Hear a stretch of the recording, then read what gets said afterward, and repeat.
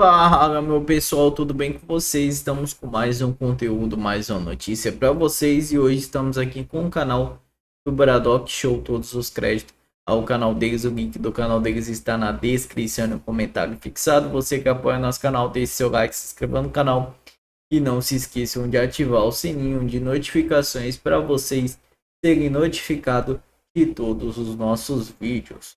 Muito obrigado a todos e vamos pro vídeo. Após internação de 11 dias com broncopneumonia grave.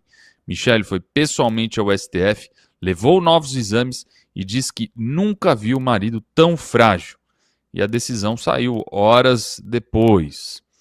O PGR Gonê foi direto. O ambiente familiar está apto para propiciar os cuidados que o sistema prisional não consegue. Bolsonaro já deixou a UTI, está no quarto do DF Star e deve ir para casa em Brasília ainda hoje. Após 90 dias, Moraes vai reavaliar, inclusive com perícia médica, se necessário.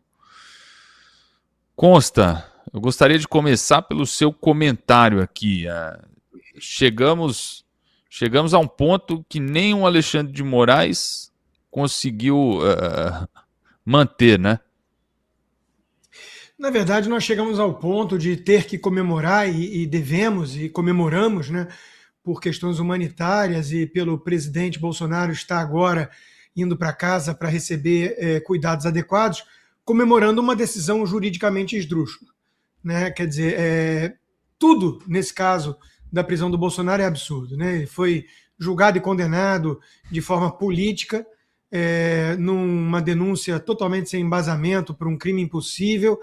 Era para o Alexandre de Moraes estar na cadeia, provavelmente, né, com tudo que já veio à tona sobre o Banco Master, mas esse sujeito ainda está tomando decisões importantes como essa, né? E óbvio que a gente não acredita numa crise de consciência, numa versão humanitária do Alexandre de Moraes. Foi cálculo político. Tanto é que ele inventou, né, criou inovações jurídicas como a prisão domiciliar temporária, 90 dias, cheio de cautelar, não pode receber um monte de tipo de visita, família só quarta e sábado.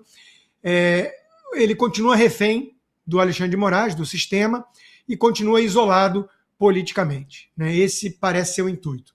Mas o Alexandre de Moraes, pelo visto, ficou com medo do Bolsonaro eventualmente até morrer, né, durante esse processo todo, o que obviamente ia afetar ainda mais a credibilidade lá embaixo do Supremo, né? Uma pesquisa recente mostrou que 60% da população brasileira não confia no STF, e o Alexandre de Moraes é um dos ministros mais rejeitados, junto com o Toffoli, né? E acho que ele fez o seu cálculo político ali, depois de pressão dos editoriais do Globo, do Estadão e até o parecer do Paulo Gonet, da PGR, que ninguém acredita que tem independência, né? Ali, quando veio esse parecer da PGR, eu mesmo, na minha análise, já disse que o Alexandre de Moraes ia acatar, né? Porque ele não ia ficar sozinho e o Gonet não tem condições de decidir uma coisa dessas por conta própria. Ele parece que não amarra nem o cadarço e nem vai ao banheiro sem um aval do Gilmar Mendes ou do próprio Moraes, né? Então, estava claro que isso ia ser o resultado, mas veio, como eu disse, cheio de poréns. Daí a gente pode até pensar, né, que, claro que a Michele Bolsonaro, e não só ela, né, o Flávio Bolsonaro e o Tarcísio também estiveram conversando com Alexandre de Moraes sobre a situação do Jair Bolsonaro, né? Claro que isso pode ter ajudado a mostrar ali o quadro e falar, olha, se você não mandá-lo para casa, a coisa pode ter um efeito bumerangue, estourar em cima do seu próprio colo, né? E aí ajudou na decisão. Mas vamos combinar, Emilinho, que foi, repito, uma decisão política, até porque do ponto de vista jurídico é até esquisito você parar para pensar que o juiz vai receber a esposa, o filho, no caso o filho está como advogado, aí é diferente, um governador para discutir a situação de um preso, né? Tudo no Brasil está invertido, está de ponta cabeça. Quer dizer, não tem mais nada jurídico acontecendo, é tudo política. E aí, claro, a gente entende o apelo da família, do amigo, governador Tarcísio e tudo, né, que são apelos humanitários, né, mostrando a condição do Jair Bolsonaro e a necessidade dele ter um tratamento mais adequado em casa. Mas, de novo, Não são argumentos jurídicos, né, porque isso já tinha sido apresentado antes e estava claro que o Bolsonaro tinha que ter ido para casa faz tempo.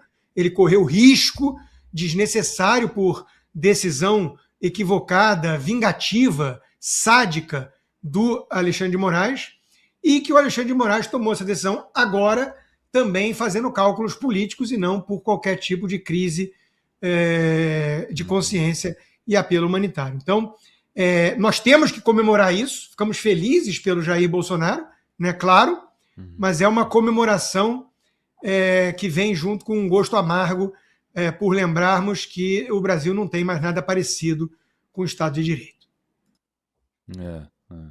Ô Silvio Navarro, tem conversa de bastidor falando que essa decisão aí do Moraes ajuda a distensionar o caso do Master. Você acredita nisso?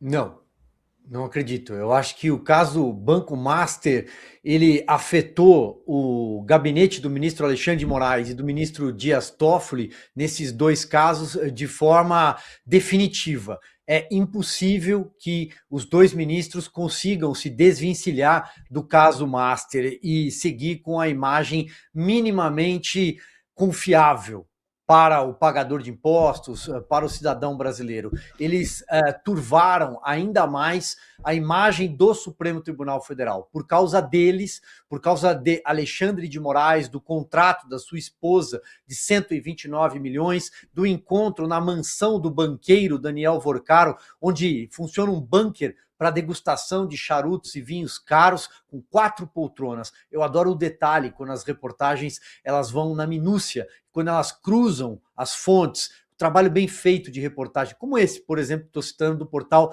Metrópolis, porque fica claro que de fato o encontro existiu, a forma como o ministro Alexandre de Moraes tentou negar, saindo pelas beiradas de uma nota oficial que, ao fim e ao cabo, não nega.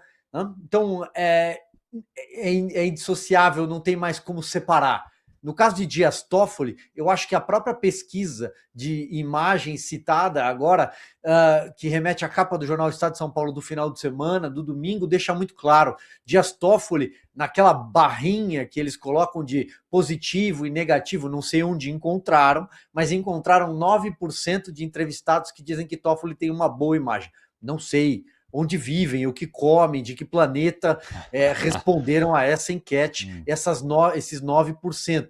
Mas fato é que todo o resto da barra caminha para o lado negativo. Ou seja, creio que nunca um ministro teve uma imagem tão enxovalhada, uma imagem tão na lama como a de Dias Toffoli.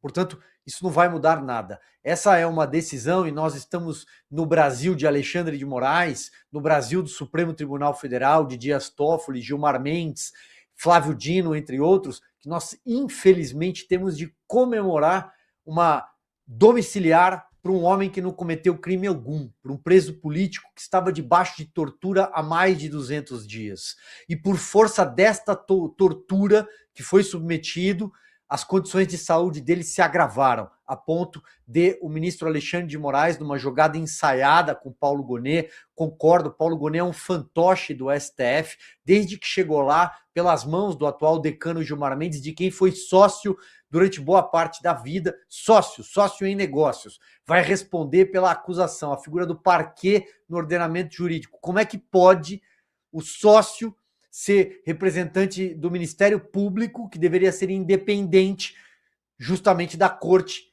a que estará relacionado, a que vai se relacionar, com quem vai se relacionar, com o sócio dele, Gilmar Mendes. Então, nessa jogada ensaiada, o ministro Alexandre de Moraes decide conceder com requintes de crueldade essa domiciliar, porque impõe os 90 dias, ou seja, daqui a 90 dias, no final de junho, esperamos que Bolsonaro deixe logo essa unidade hospitalar. Lá no final de junho, quando todo mundo estiver acompanhando a Copa do Mundo, às vésperas das convenções partidárias de julho, na boca da corrida eleitoral que começa oficialmente em agosto, aí eu decido de novo.